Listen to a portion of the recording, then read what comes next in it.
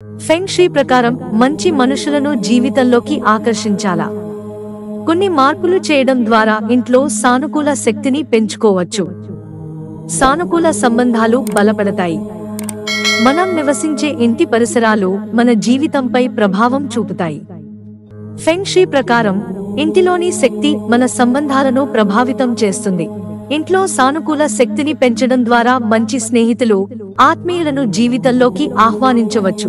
పాటించాల్సిన చిట్కాలు: ముఖ్య ద్వారం శుభ్రంగా ఉంచండి. ఇంటి ముఖ్య ద్వారం నుంచే సానుకూల శక్తి ప్రవేశిస్తుంది. కాబట్టి ఆ ప్రదేశం ఎప్పుడూ శుభ్రంగా, ఖాళీగా ఉండేలా చూసుకోవాలి. పాత చెప్పులు, చెత్త లేదా పగిలిన వస్తువులను అక్కడ పెట్టకూడదు. ఇది కొత్త సంబంధాలకు ఆహ్వానం పలికినట్లు అవుతుంది. అనవసరమైన వస్తువులను తొలగించండి. ఇంట్లో, ముఖ్యంగా లివింగ్ రూమ్ లో పేరుకుపోయిన అనవసరమైన వస్తువులు, పాత వస్తువులు ప్రతికూల శక్తిని కలిగి ఉంటాయి.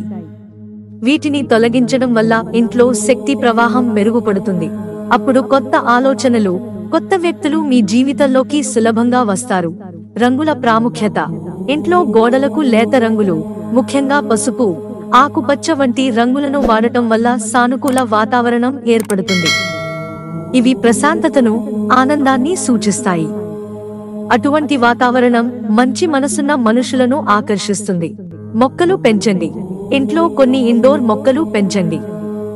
మొక్కలు సహజమైన శక్తిని, జీవన ఉత్సాహాన్ని తీసుకొస్తాయి. ఇది ఇంటి వాతావరణాన్ని తాజాదనంతో నింపుతుంది. మొక్కలు సానుకూల శక్తిని ఆకర్షించి మీ చుట్టూ ఉండే వ్యక్తులలో కూడా పాజిటివ్ వైబ్స్ ను పెంచుతాయి.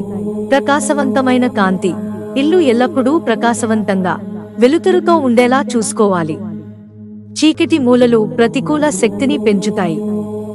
రాత్రిపూట కూడా ఇంట్లో కొంత కాంతి ఉండేలా చూసుకోవాలి. ఇది జీవితంలో స్పష్టతను, కొత్త అవకాశాలను ఆకర్షిస్తుంది. సంతోషకరమైన చిత్రాలు: ఇంట్లో సంతోషకరమైన క్షణాలను తెలిపే చిత్రాలను, ఫోటోలను ఉంచండి. ఒంటరిగా ఉన్న ఫోటోలకు బదులుగా స్నేహితులు, కుటుంబ సభ్యులతో ఉన్న ఫోటోలను ప్రదర్శించడం వల్ల సంబంధాలు మరింత మెరుగుపడతాయి. ఈ చిన్న చిన్న మార్పులు మీ జీవితంలో గణనీయమైన మార్పును తీసుకొస్తాయి. మిత్రులారా, ఛానల్ సబ్స్క్రైబ్ చేసుకోవడం మర్చిపోకండి. ధన్యవాదాలు.